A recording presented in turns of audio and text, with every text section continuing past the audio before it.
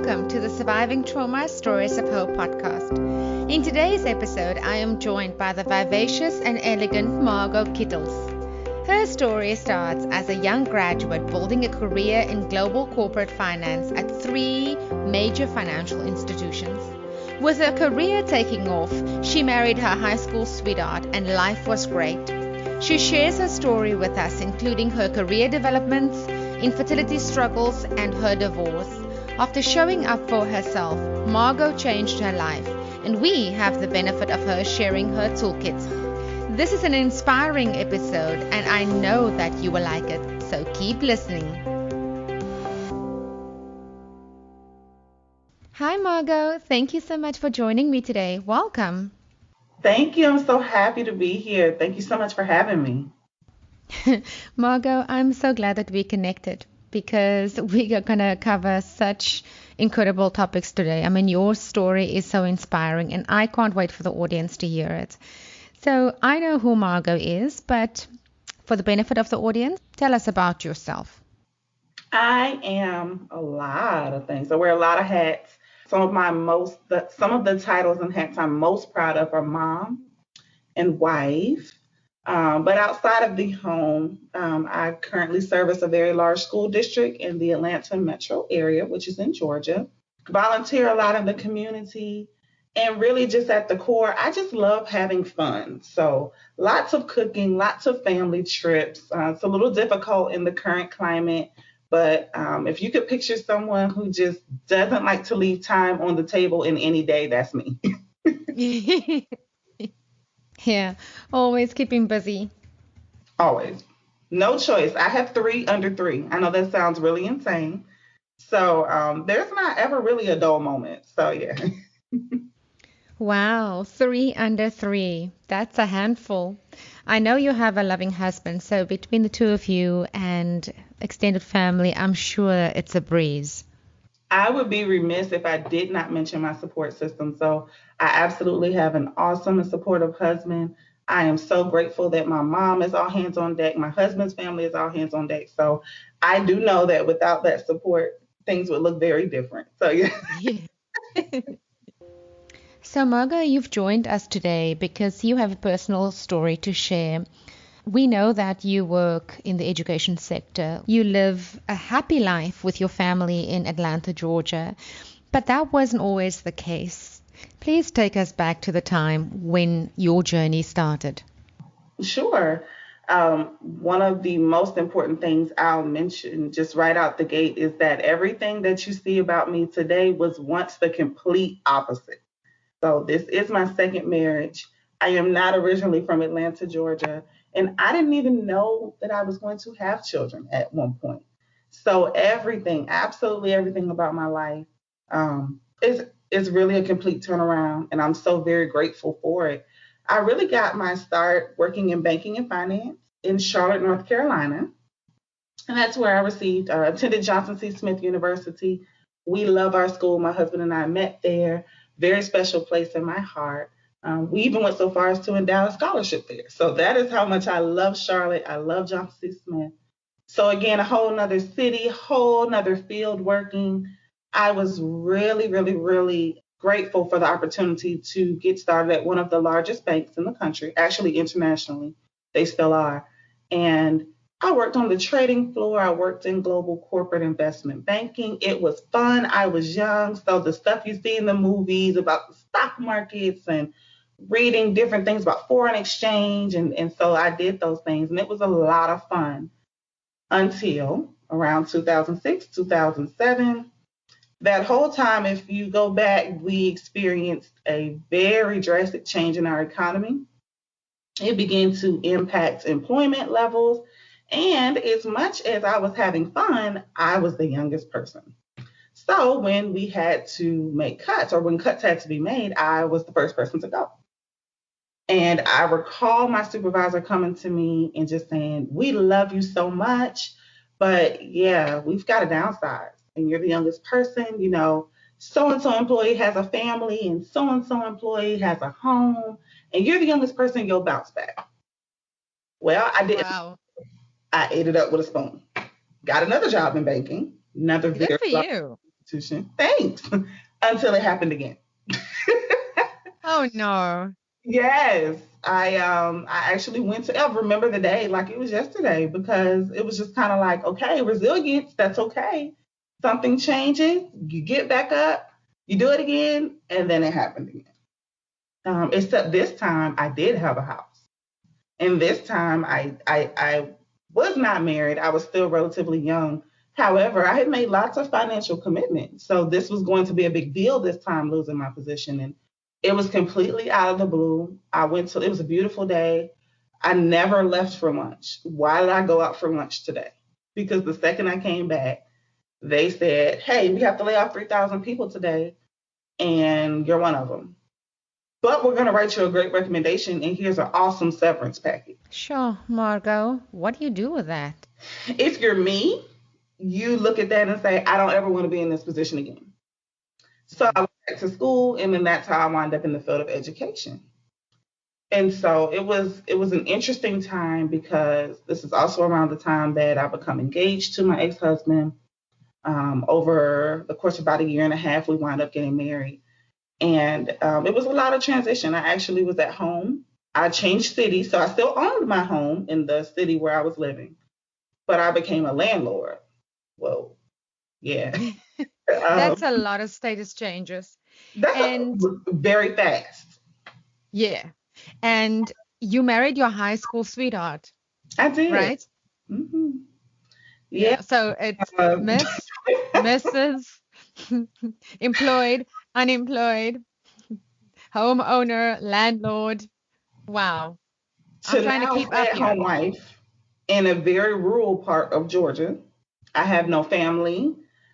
I essentially kind of just his family becomes my family because at the time my mom was still about 12, 13 hours away. And while I am very close with my family, my mom and I are like best friends. And so being that far away from her, feeling as though I don't necessarily have that support was really challenging sometimes. I noticed some things right on in the relationship that I turned a very blind eye to. So I often Mm. found that when we would get into altercations, or not, okay, altercation has a physical connotation, but if we got into arguments, I found that, yeah, he would not talk to me. And so this was the first time in my life that I began to realize that just because a person is close to you, you may not necessarily be able to depend on them to show up for you the way you need them to show up for you. However, I was young. I was 24 when I got married. And so That's a lot young, yeah. I knew not to be right. I didn't necessarily have the tools to fix it at that time. So fast forward to was living in rural Georgia. I'm still unemployed. I'm a student, but I'm unemployed. It was a very nice So severance package. nice. So can I ask you, so when your husband wasn't speaking to you, how did you guys get back to a point where you were communicating again? Was it just like living with an elephant in the room until eventually things started to warm up again? Pretty much. It would just be a random day, and then I guess that person would decide they want to talk again, and then I think being in that space of my family's not here, I don't really have friends here. I'm beginning to have associates here. So I can't necessarily lean on the fact that, hey, we've been friends for years. You should be here for me. I didn't have those systems in place organically. Yeah. And so I think what happens when a person does not have that, you get very excited when a change happens. So if we go from not communicating to you just asked me what I want to eat today, okay, wow, I'm happy because someone's talking to me. Yes. And I was not yet at that place, I guess, in my maturity to understand what this all means and what impact this would have in the long term. I think we all deal with being upset or stressed differently. And so I just want to preface this story by saying I would never attack my ex. I don't think that there's a need to do that. I think that people deal with things differently, and you need to be with someone who you guys can navigate challenges together in a healthy way. If that's not happening, then you may find yourself in a situation where you need to make a different, make a different choice. But Yeah. I just want to put that out there to say that this is certainly not a badge. This story is all about me learning what I needed and showing up for myself. Yeah.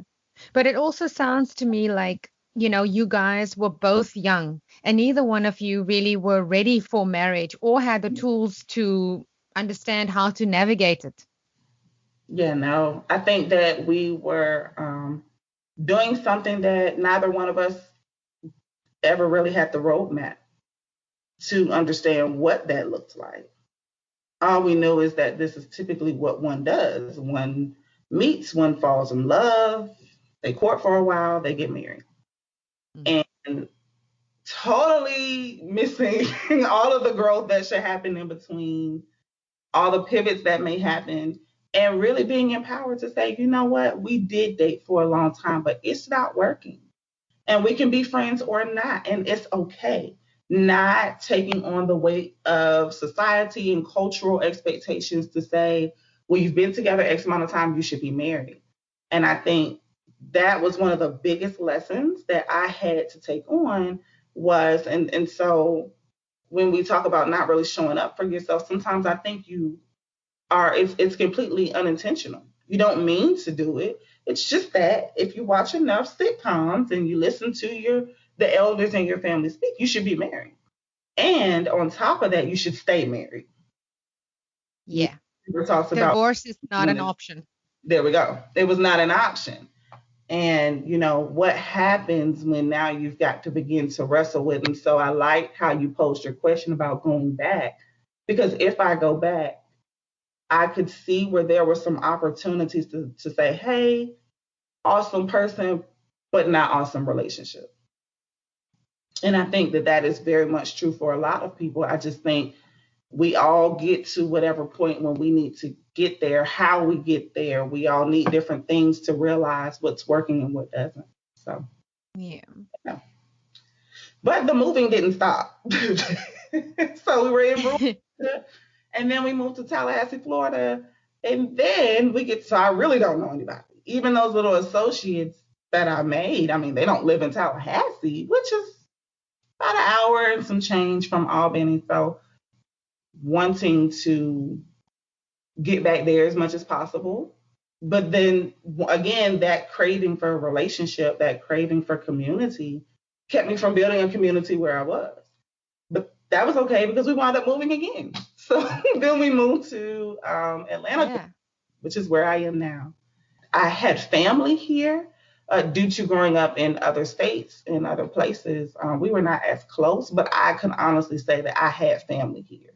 That was the first time where I felt like, okay, I'm starting to show up for myself, because I don't feel so much as a fish out of water, if you will.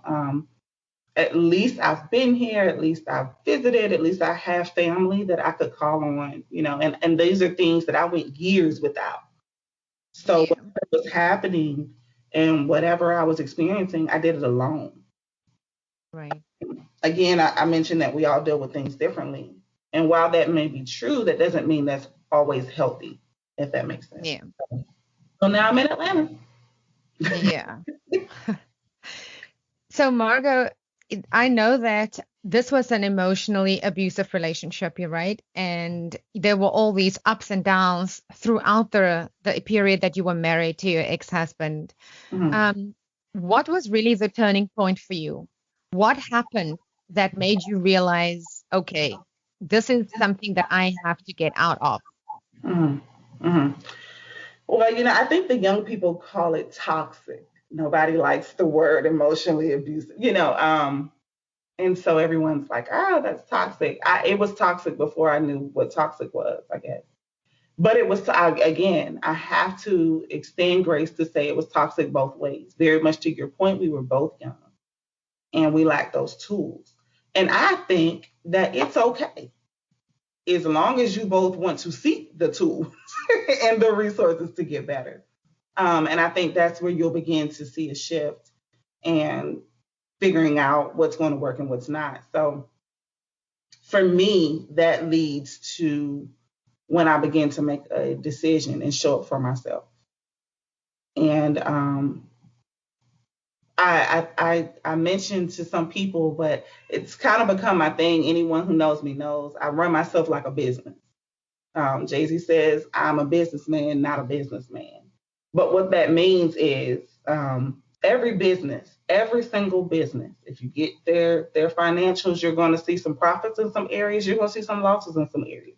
That doesn't mean the business closes. That doesn't mean they fold. Not always, they could, but it doesn't mean they go out of business. It means that, okay, I've got to put some restraints in these places that I'm taking losses. I've got to pivot. I need to strategize. This is what I need to do. And so for me, it was literally taking a look back at everything. Okay, let's look at what work looks like, because around this time we've been here. So since living, having moved, I finished school and now I'm working. So that's You now have an income. You can I now go now on have an holidays. income. There you go. You So now can I'm getting my service voice your back. Like, wait mortgage. a minute.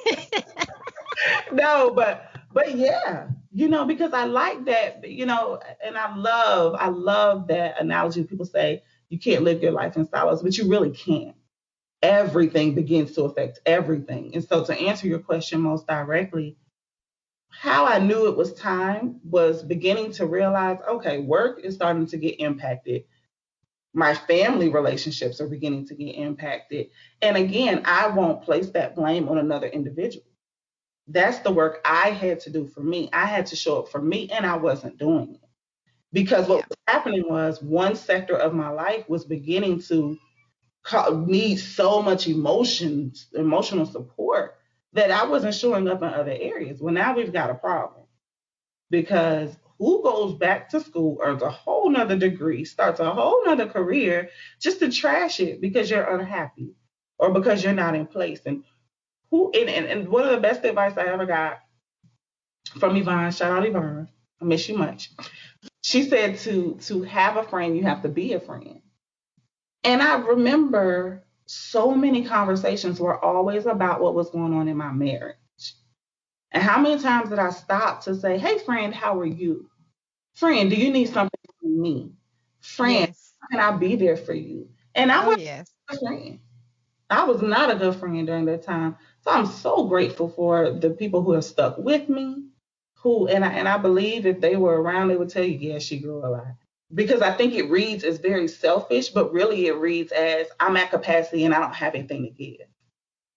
And so, yeah, it was realizing that these are people who have showed up for me professionally. You showed up for yourself, so see it through.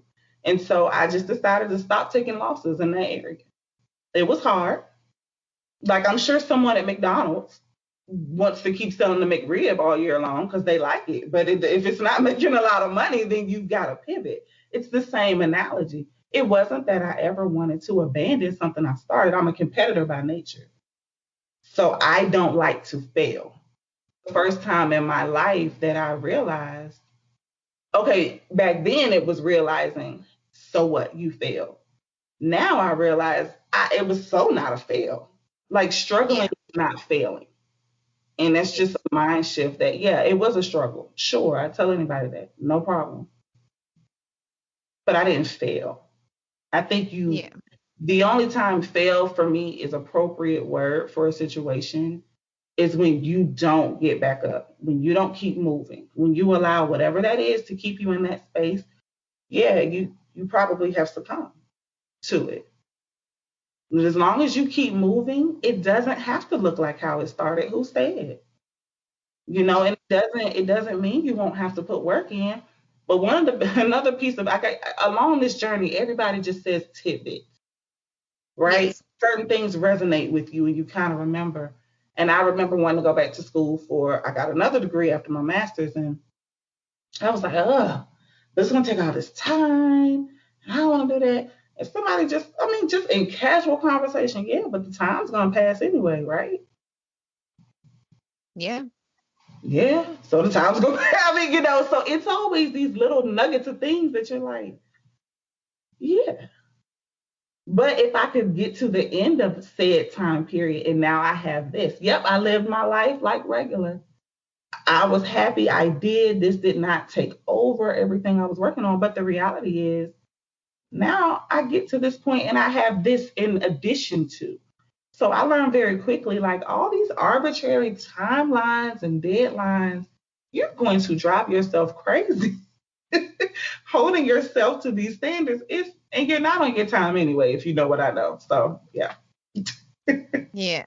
So tell me about the vacation you took with your husband before you made this decision.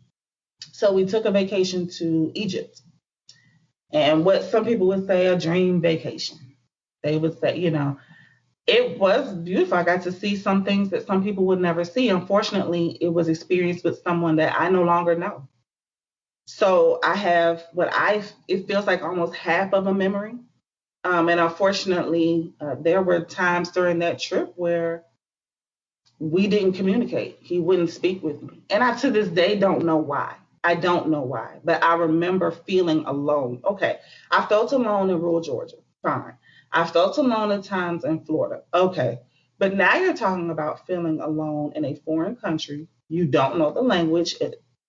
Yeah, you have lots of people there who speak English and various other languages, of course. However, everyone that I was interacting with or we were interacting with spoke Arabic. And I remember thinking to myself, if there was never a rock bottom, this is a rock bottom. Because I remember him saying things to me that I was unsure.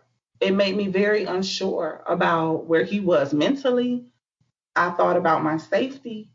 And it was not, again, this is not bashing him. I'm painting this picture so that someone can understand. If you felt this way, how do you stay in that situation? Yeah. And so I thought about it and I thought about it and I thought about it. And, I just remember so much of being married to someone is understanding that they're your friend. I know that my husband has always had my back. We were friends first. I mean, like I said, we didn't get married until years after we met, like years, a whole life in between that, it feels sometimes. Yeah. But I'm saying, I'm painting that picture. I'm giving that parallel to say, regardless of if we fall out, if we find ourselves in a situation where we are unsure what's happening around us, we're going to always show up for each other, no matter what. We can argue, Yes. but we're going to be there for each other. I did not have that then. I remember being in the airport and I remember looking around and again, they're speaking in a foreign tongue and I'm not really knowing what's going on. And he's making remarks like, I don't care if they get you. And again, this is not to attack him. This is to give the demonstration of if someone's saying something to you that is not loving, that is not, you don't feel protected. And these are not airports like you're used to in the United States. These are very different interactions that you have with people. This is a different government style. This is a different, so feeling like you are all alone in a place like that is very scary. And that was for me when I realized, because if we're not friends, if I don't trust you if I don't trust myself to only put myself in situations where I believe that who I'm with will show up for me, I've got some work to do. So it became very quickly no longer about him. And once I realized this really has nothing to do with him, this is a me, this is what I've allowed. This is how I've allowed the course of things to go. And doing that made it very easy to begin to take the steps to rectify the situation. Okay. That you're showing up for yourself. As long as you're tied to your spouse or tied to your kids or tied to your job, when the emotion is in it, it's very difficult. Yeah. Yeah. So, I mean, for someone who is in a situation like this, it must be very difficult because you have to think about how to do it.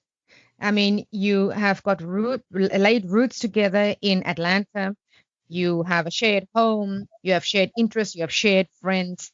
I mean, how do you actually make that move? I was very fortunate, if I'm honest. And some of these people I still associate with, we don't talk on a regular basis just due to the dynamics of the situation. But everyone knew. And everyone knew it was time long before I knew it was time.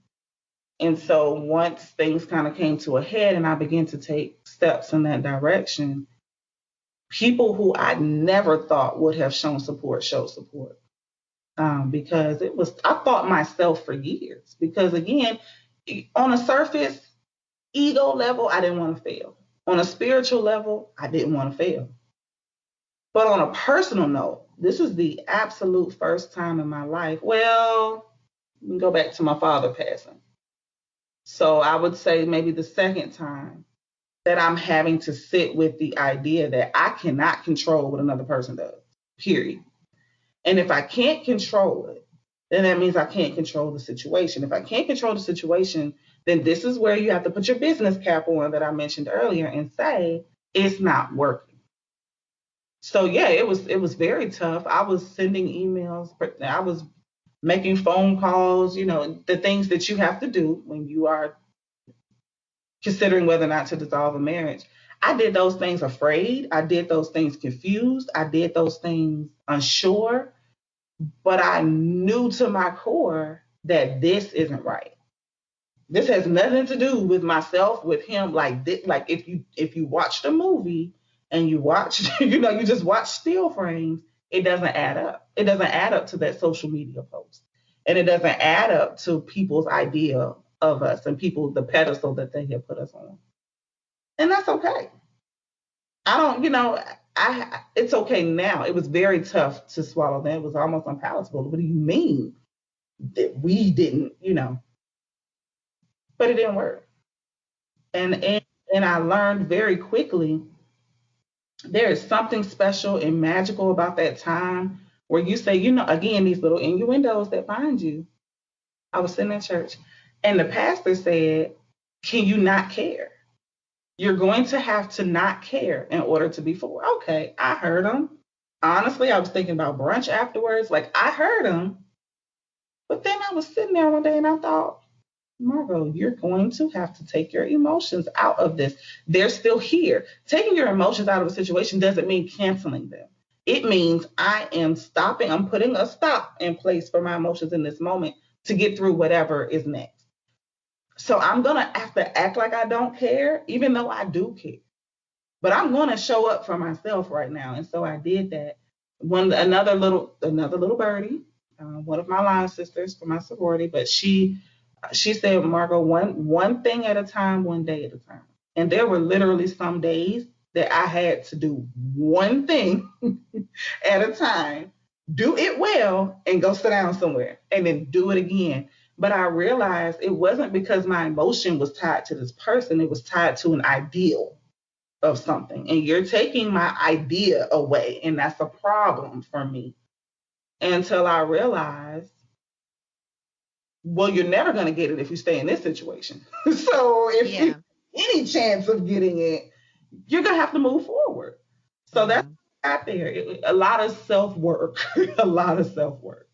Yeah. Because, going through a divorce is like a complete transformation. It's like shedding a skin and coming out renewed. Yeah. Because everything I did, again, for so long, I didn't work. So everything I did was very much tied to that person. And so holidays were with that person's family, and where we went on vacation is where that person picked, and where we went out to eat was where that person, like everything was that person. So now I'm showing up for myself, and I'm like, and I remember getting my first apartment, and I was like, and it was an area of town everybody likes. And I was like, oh, Margeaux, should you spend that much? Oh my gosh, you're spending too much. And then I walked in there one day, I was like, I want to stay here. And I signed it. I deserve it. I deserve it. And it was small things. You would laugh if I told you. But it was small things that I literally had to make myself. Like, I remember going to a store here. It's like a home goods store. And I wanted fancy little things to put on my, had a really nice like bar area, and I wanted to decorate it. those are things I wouldn't have done before because now I would have been spending money. Although we spent money, it just wasn't always what I wanted to, So I literally stood in that home goods store for at least an hour making a decision on some of the you put your plates on them, but I think they might have been like $5.99 a piece.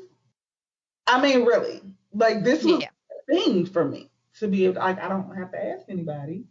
I'm gonna just make, and I don't want anybody's opinion. And then so that there was so much work I did for myself, and the only thing I would tell anybody about progressing through any type of trauma, really, you have to work on you, and that is the same for, because this, people don't equate it that way, but to me, divorce is a loss as well, and certainly Yes. someone who, we were married several years, very long time. So, you built this life and that's not your life anymore. Yeah. Yeah. But I like what you say about doing the small things for yourself, going to that Home Depot, standing there, choosing what it is that you want, because there's a certain amount of freedom that comes with that, right? Yeah. Yeah. And there's a reassurance for you that I can do it, because I think what you're describing is that you tend to lose yourself in a relationship or in a marriage when you are tied to another person to that extent.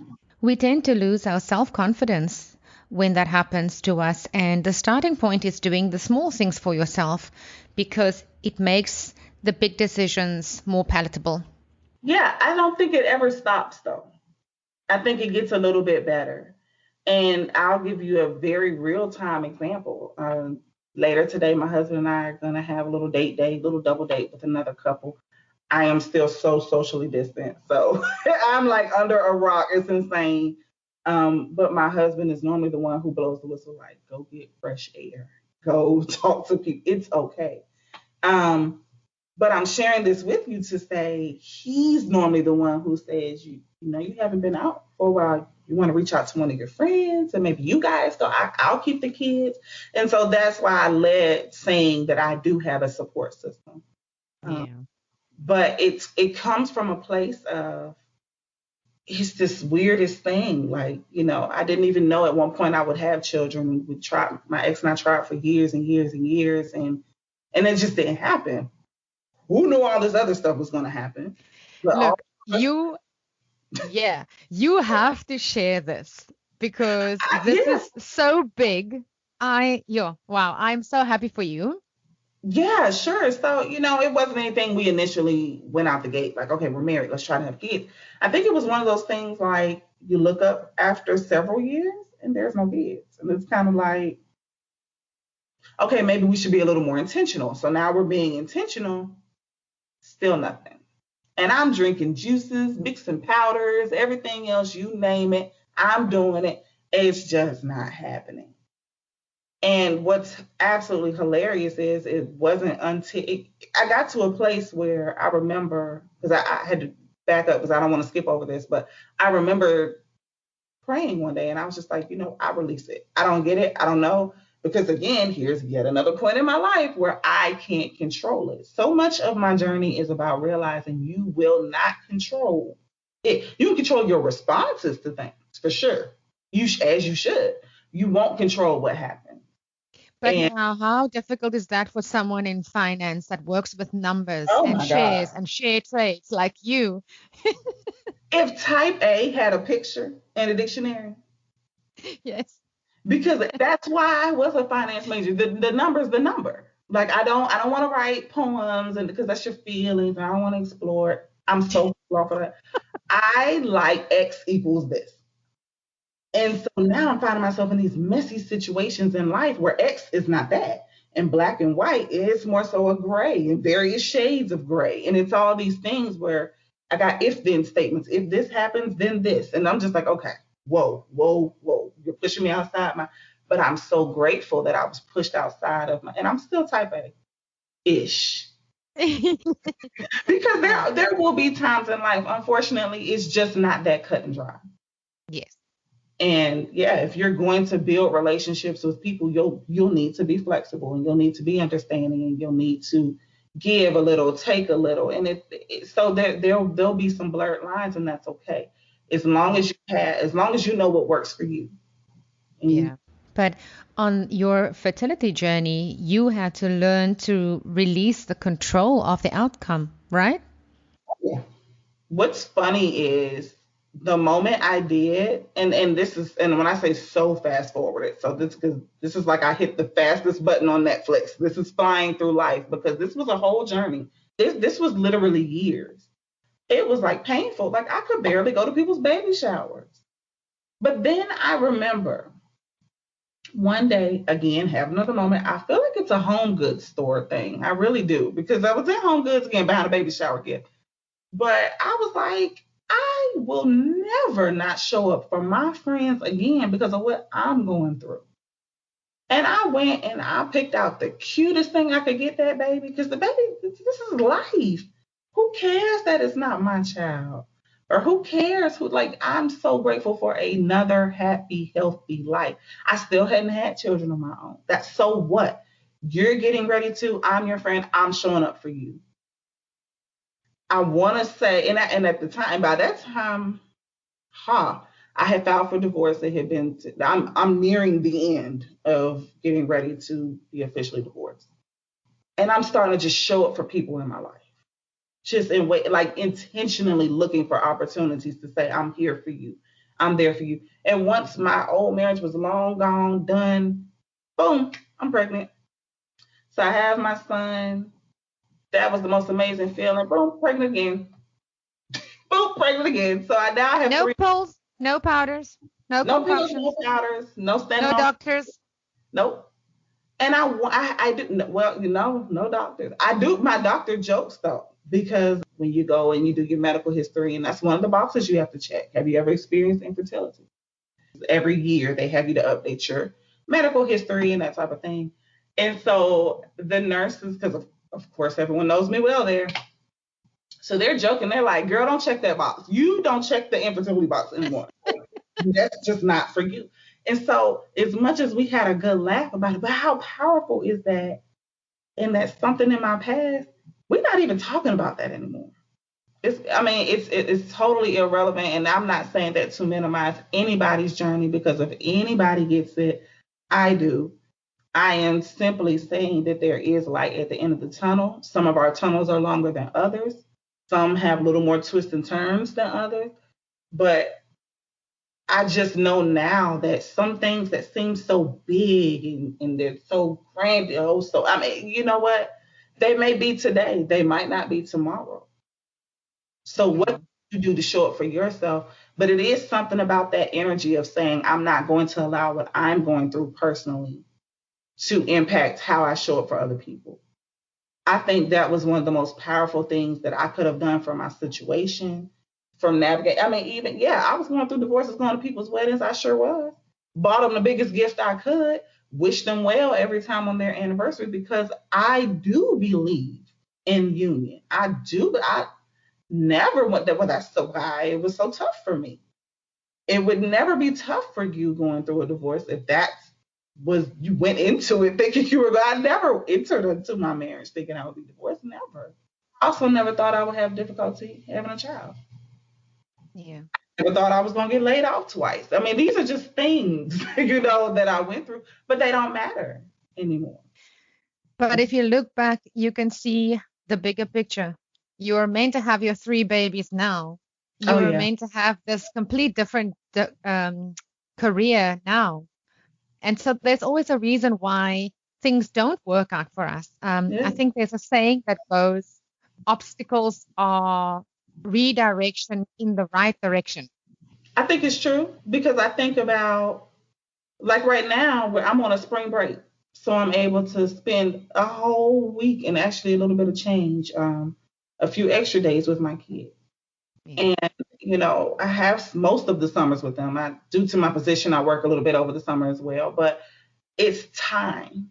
And I honestly remember, again, things will come to you. Be open to what's coming to you. The information will always come to you. And I remember being young and walking around like the corporate office back when I was in banking, and I noticed, but I didn't get it. A lot of those women I worked, they didn't have family. I mean, they looked great. I mean, amazing, nice suits and hair and nails and Gucci shoes before I was still eating in the calf on college, so, but Yes. no family. And it wasn't until I realized they were there when I came and they were there when I left. And if you did have a family, then you rarely saw them. I knew enough even at that young age to know that I want to always be present for my family. I would like to have an income too, but I want to also be present for, and you can do both. Yes, you definitely can find the balance. So, Margot, give us a little overview of your book and tell us where we can find it. Sure. So I am speaking is basically an anthology, actually. So I contributed to the book along with some other authors, and I thought that that was really important because, like I've kind of weaved throughout our time speaking today, information will always come to you. And just because I have a story does not negate my friend's story, does not negate my associate's story, does not negate your story. And I wanted to be a part of a work that if you picked it up, it wasn't just my voice. Hear what all these powerful people are saying. Yep, I went through this. And these are the affirmations, and these are the things that motivated me to get through it. So it actually speaks ahead in different sections. You have your spiritual side, but you also have business, you have politics, you have life. And the idea is that, again, there's no silos here, everything's connected. So when you're whole, you're going to show up in all those different areas. So I was very happy to contribute. And yes, I wound up falling into the business category because that's just my nature. And I actually gave my submissions to the publisher and said, put them wherever you think they should go. Yeah, they still found their way to business because that's just my nature. But you absolutely can visit my website to learn more.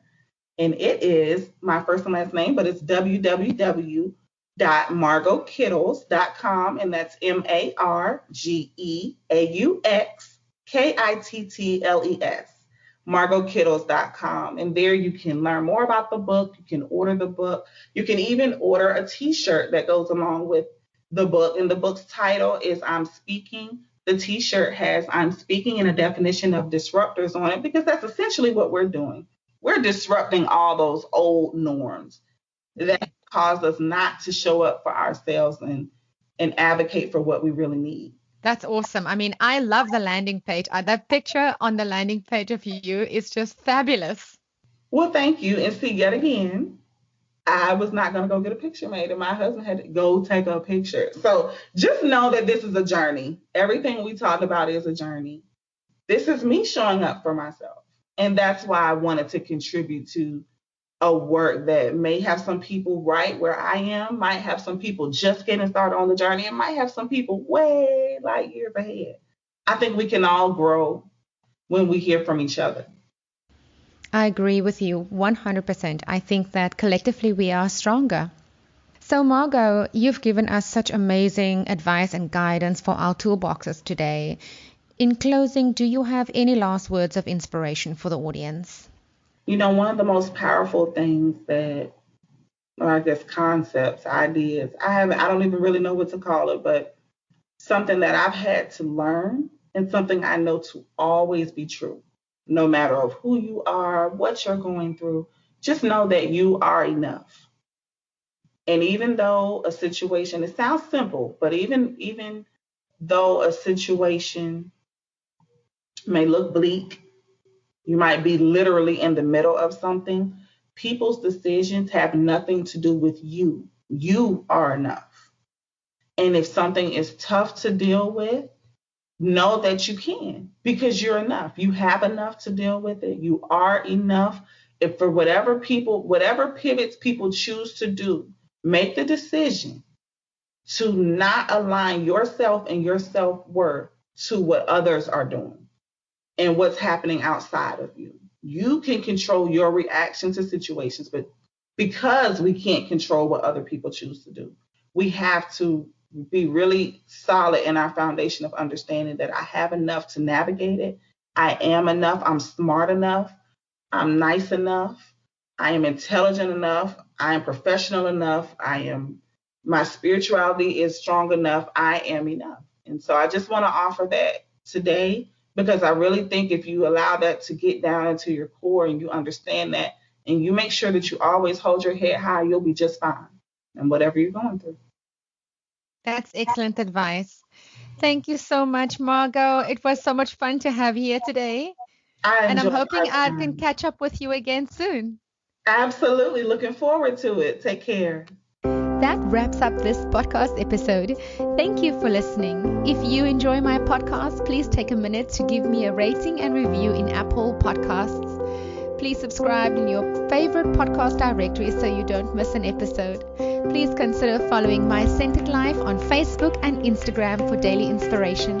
Thank you so much for spending this time with me. You can catch me again in the next episode, same time, same place. Sending you lots of love and light. Bye.